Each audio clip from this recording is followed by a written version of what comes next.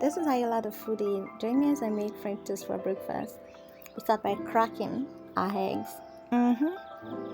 We add a milk, we add a pepper, tomato, you can add fish. Do you add whatever you want inside?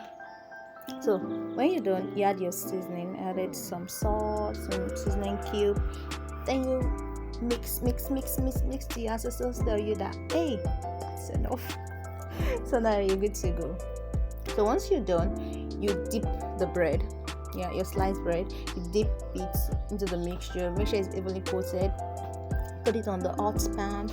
Let it go for like about 30 to 60 seconds. Flip, and you're good to go. Very, very easy. Less than 30 minutes.